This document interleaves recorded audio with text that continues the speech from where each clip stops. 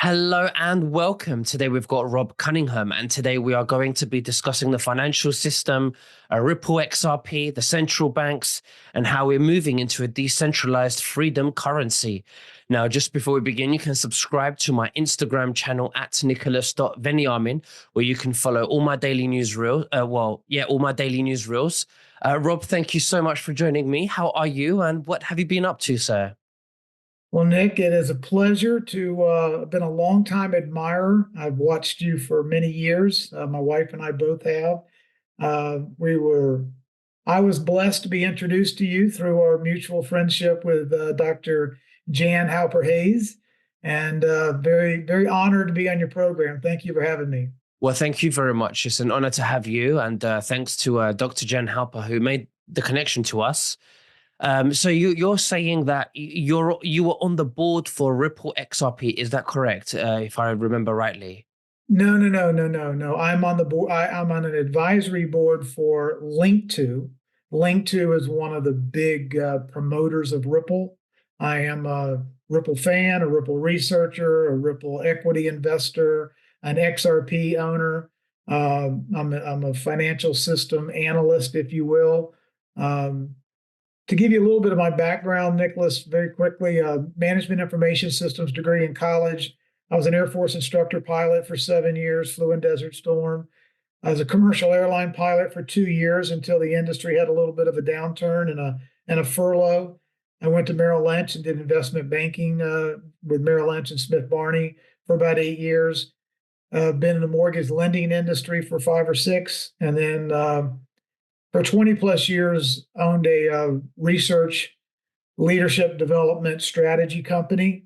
So I've been blessed, Nicholas, to really understand payments, understand the financial system, understand kind of the politics, if you will, of geopolitics, the military background, the top secret clearances. And so I've been a student of, all things Trump, all things geopolitics, all things investment banking, the central banking, the cryptocurrency world, and just a student of the chaos. How about that? Yeah, absolutely. So you're thinking that the financial system is going to collapse as we know it. Donald Trump says that he wants the dollar to be the world's powerful currency, but we know the dollar is the fiat currency dollar that the Federal Reserve Rothschild have controlled. What does that mean for when Trump says something like that? Does that mean that he will have it gold backed and it will be the superpower of the world? How do you foresee that statement when he says that he wants the dollar to be the superpower of the world? Great question, Nicholas. Words mean things, and there's a thing called a U.S. Treasury dollar, and there's a thing called a Federal Reserve note, and they're completely different animals. Unfortunately, since the advent of the Federal Reserve System in 1913, the the Federal Reserve creatures from Jekyll Island love to call the Federal Reserve note the U.S. dollar, but it's not. Okay. Can we go back to having a constitutional dollar issued by the United States Treasury that's backed by gold and silver and have a strong dollar? We absolutely can. But we have to get definitions correct. Mhm. And the definition of calling the Federal Reserve note the dollar is just incorrect. It's not a factual statement. Okay. If we're going to de-dollarization and we're going away from the petrodollar and we're going away from a sovereign NGO known as the Federal Reserve, which is domiciled in the City of London, printing our money and calling it the dollar, yeah, that system is going to collapse. I absolutely believe from the Bank of International Settlements, which is the central bank of all central bankers, that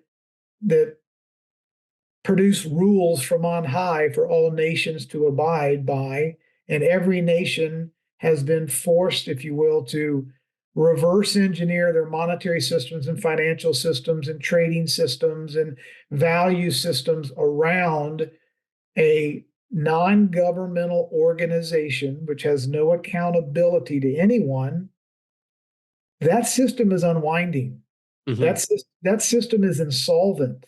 That system has, in the United States, $34 trillion in debt and 150 trillion in unfunded liabilities.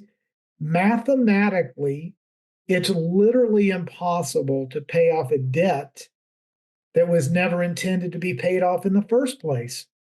And that debt is fiat currency produced by the Federal Reserve. It's not US dollars produced by the US Treasury. So if Trump wins re-election, what do you think he will do with the debt? Well, that's a great question, Nicholas. I do see, if we're going to have a level playing field instead of the pyramid with the all-seeing eye on the top, if we're going to have a level landscape where each country's treasury can be their own central bank. Brazil can do Brazil, Japan can do Japan, Germany can do Germany, America can do America, and we're not going towards a world reserve currency 3.0. We're not handing the baton to China or Russia or the EU. If we're going to a sound money system, then there's probably going to be some level of hard to imagine uh, debt forgiveness at some level that benefits the entire world. Because a lot of this debt, Nicholas, is just fantasy money. It's fantasy numbers on a ledger that says you owe me all of the future earnings of the next 75 years of Americans that have not even been born yet. You owe us all this money. At some point in time, the adults in the room have to say, this is insanity. This isn't going to continue. My great grandkids aren't going to be born with $385,000 of debt on the day they're born. I Hmm. mean, at some point in time, these fantasy numbers have to be reconciled back to reality.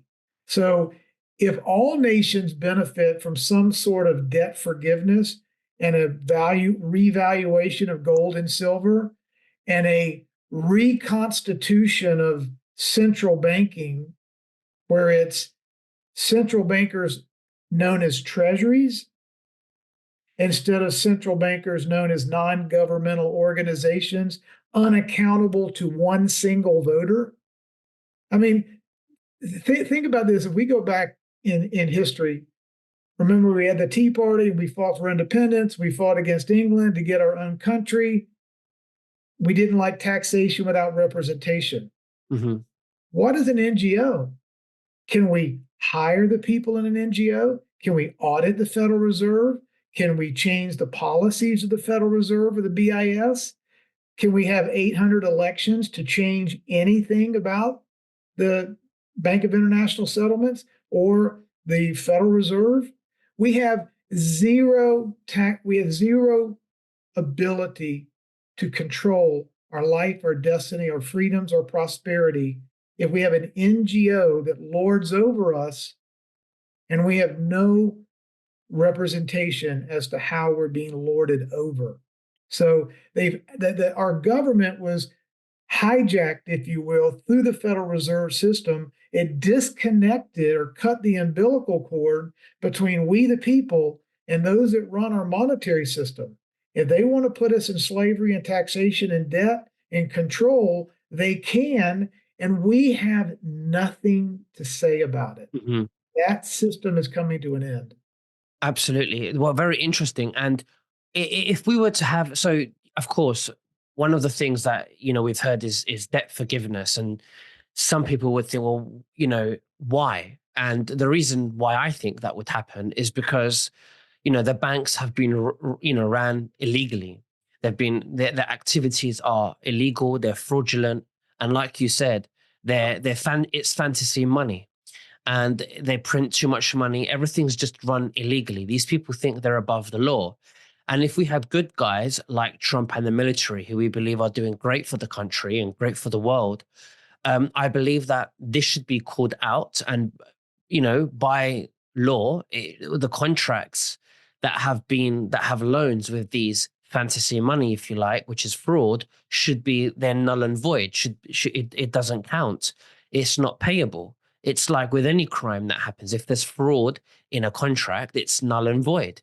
So this same thing would be applied to these contracts, which would then result in loans being written off. Now, when that happens, what do you think would happen to property prices? Well, that is another phenomenal question, Nicholas. I don't know. To be honest, there's Yeah. going to be a resettlement. There's going to have to be a a reconciliation of value. And there the variables include what might the price of gold be? What might the price of silver be? You know, what might the demand be once jobs are reconstituted on the other side of artificial intelligence? You know, how many people may be displaced because of artificial intelligence in very menial, checklist driven ways? If you look at bankers, for instance, in this world, Nicholas, we're looking in the next 3 to 5 years, 75% or so is a very conservative estimate of the number of people on the payroll, revenue to banks, and real estate required to house the employees going away. You can look at paralegals, you can look at government tasks, very repetitive, menial, programmable, AI replaceable jobs, even basic computer programming. You're going to be looking at companies like, Amazon Web Services losing 50 or 60% of its employees just due to automated artificial intelligence. So there's going to be a reorganization of the labor force. There's going to be a revaluation of gold and silver. There's going to be a reconstitution of sound money away from fiat money. And then there's going to be a supply and demand for real estate. And how that all plays out at what price level, I think I would be a fool to say I know how that those numbers will work themselves out. But change is about the only thing I can promise you is in our future. Absolutely. Now, speaking of XRP, Ripple, the cryptocurrency that we've heard many banks are looking to be implementing in the system, in their system, in for us to trade. Now, just to be clear, we see XRP as a technology to transact. We don't see it as a currency. It's a technology where we can transact, and there's privacy. It's quick, but apparently there will be a license to that where it will be gold backed, and distributed whatever one XRP is, for the gold. Now, I know an insider from Goldman Sachs who speaks to me, and he told me that he was told by somebody who went into a meeting who's inside Ripple that XRP will equal to 1 kilo of gold, which I believe sits around $67,000. What are your thoughts with those claims? Well, you're exactly correct, Nicholas. XRP is a technology. XRC, I like to describe it very quickly for people to understand. If you look at Amazon as a network, consider Amazon and RippleNet, okay, being the same type of a network. Think of the XRP token as like an Amazon box with a little smiley face on the side of it. It's a container, it's a bridge token. Inside of that box can be a currency, it can be a smart contract, it can be my car title, it can be my part of ownership of the Mona Lisa if I own it. And I can transfer my property rights via that bridge token. I can, in my wallet, I can hold a car title, a property title, annuities, a contract, a stock, an XRP token. And I can then transfer that point to point to another person anywhere in the world, person to person, without having any intermediaries, without having to go to the chapel of Chase Manhattan or the halls of Bank of America and ask for permission to transfer some of my property from me to you. Okay. That property on this bridge token, this technology transfer vehicle, if you will, can allow oil to be purchased from any country, from any country. It can allow the US dollar that may or may not be backed by gold to be transferred with the German mark that may or may not be transferred by gold.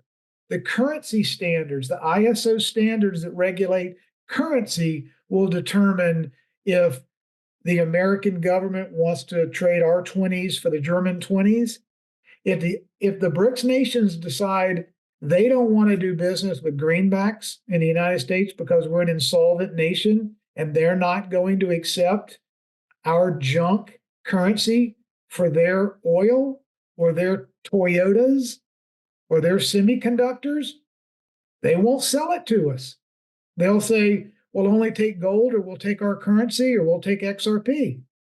So the freedom to interoperate from entity to entity and nation to nation ought to rest with the person that is making that decision, right? We ought to be able to consent is the ultimate currency.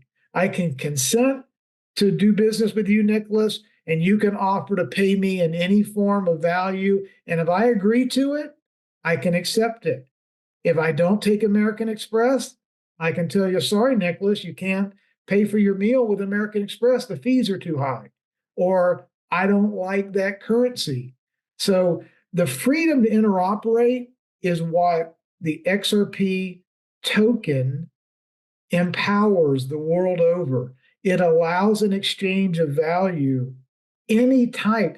It's a neutral bridge token that allows entities and nations and corporations and people to transact on a level playing field in any method that's agreeable to the two parties that are doing a transaction. Yeah. That's the beauty of it.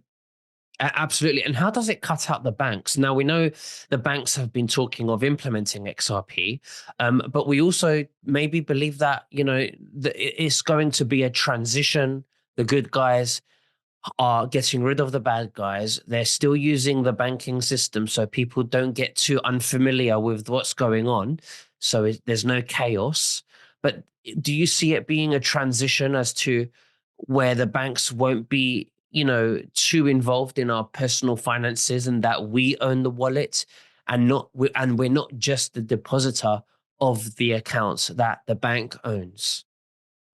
Well, that's you hit the nail on the head, Nicholas. I mean, we're either going to be in a world where there's sort of a perverted Ponzi scheme where the banks create the money, they own the money, right?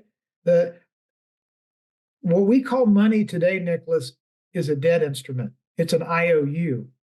And the issuer of the money, whether it's the Federal Reserve or whoever, the Bank of England, we have contractual obligations when we accept that money and we transact with that money, right?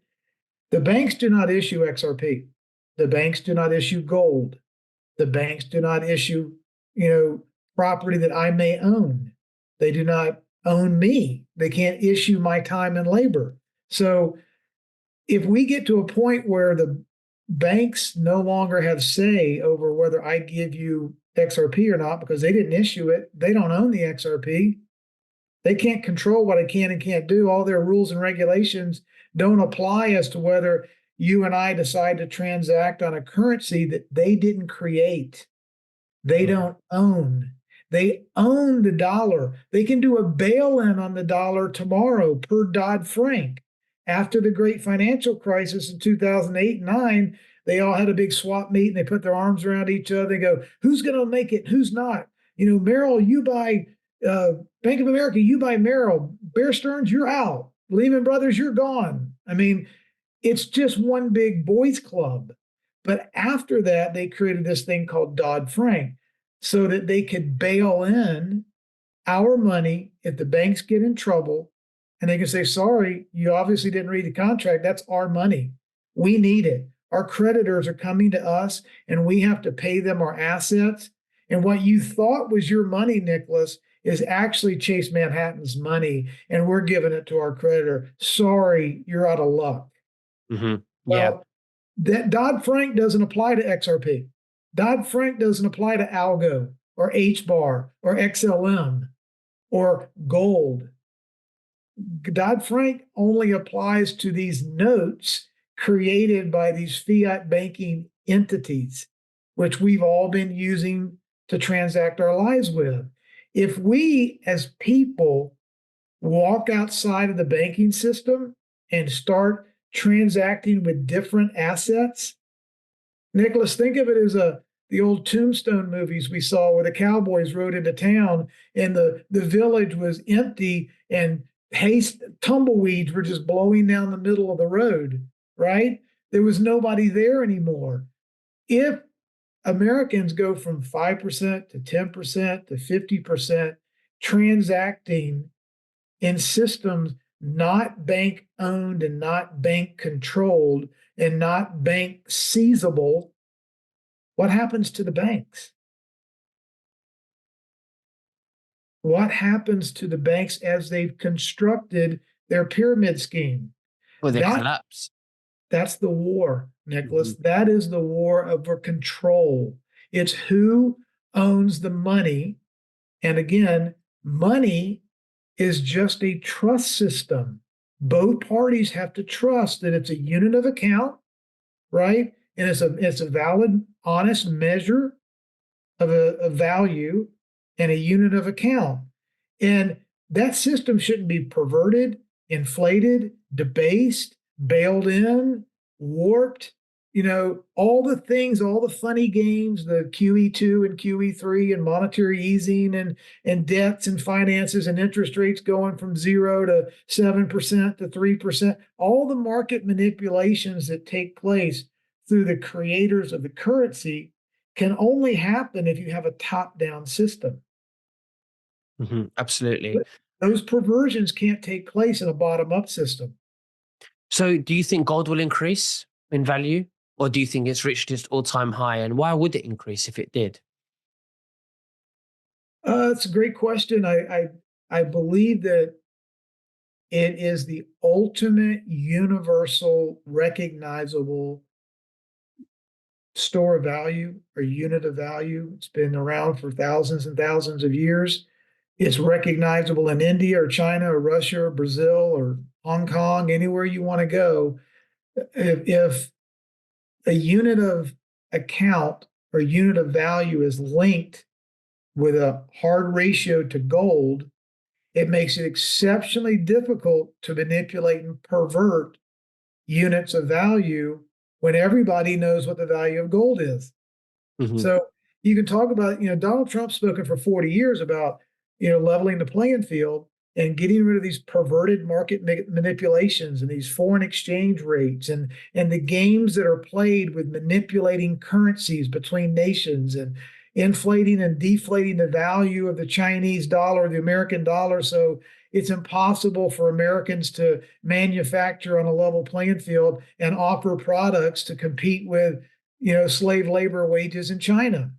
How do Yeah. you how do you stop all of those grotesque perversions and abuses of people so that there is a level playing field? It's got to be level trust, level money, level opportunity, level respect, level ability to engage, be prosperous, and create without all of these centralized perversions and manipulations of the fake money system. If we have recognizable money that's measurable around the world, that's level, where everyone gets to have a level playing field, and then let the best country win, let the best idea win, let the best culture win. And in a free market where you stabilize all that you can stable, then it's human ingenuity, it's human creativity, it's human opportunity that every person ought to have as a right. But Mhm. again, the way the world is constructed now, what do they say, Nicholas? Love of money is the root of all evil. Well, it's what you do with it.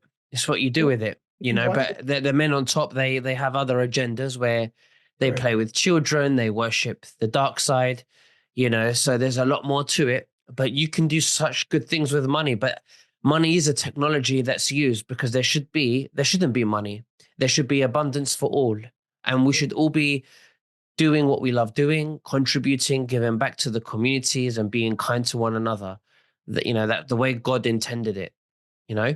Amen, Nicholas. You said that you said a mouthful in that scarcity is the biggest lie that we've been told since we were born. We live in an abundant world. We have an abundance of opportunity. Money is a value system. We were made to go forth and be prosperous and procreate abundantly and live richly and freely. We've been told we're running out of everything. The earth is melting. The sun is going to melt us. We're killing the planet. You can only live in 15-minute cities. We're from heaven and we're the government and we're here to help. And Absolutely.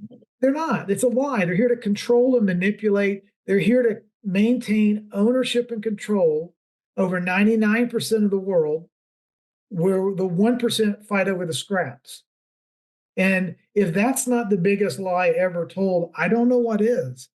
Mm, And I think we're having a spiritual awakening the world over, Nicholas, where people are realizing, and it's a hard truth to accept, but we've been lied to since the day we were born. Religion, absolutely. organized corporate religion has failed us. If we don't know who we are and whose we are, we'll fall for any charlatan. And unfortunately, we have been kept in if you heard the old mushroom, you know, strategy, we've been kept in the dark and fed shit. Hmm. Hmm. Yeah, we, And we have. the last thing that the controllers of the world want is a mass awakening to the truth. And it's happening thanks to Trump and many other patriots around the world speaking out. We need more of that. But absolutely, Rob Cunningham, it's been an absolute honor to have you on my show. Thank you very much for sharing your light to my viewers. Is there anything else that you'd like to say to the viewers before we finish? I would say never give up, uh, never give in to fear. Understand that we are here for a purpose with rights, with self evident truths, and that transparency is the number one thing that this narrative war is all about. The controllers don't want us to see clearly. And when we wake up and when we see clearly, Nicholas, we outnumber them 800,000 to 1, a million to 1. This is our world as much as it's anyone's world. And the truth will set us free. And the censorship war is about keeping truth from us. Don't be afraid of truth. Look it straight in the eyes, and we're going to win. We're going to free ourselves from these debt and tax and bank slave owners. And there's going to be a much more prosperous world on the other side. I'm just, I'm so grateful for you, for your channel, for your getting this message out to people. And just do not succumb to fear. That is my greatest message to people. Well, thank you very much, Rob, and we'll speak again very soon. You take care and God bless you. Bye bye. God bless you.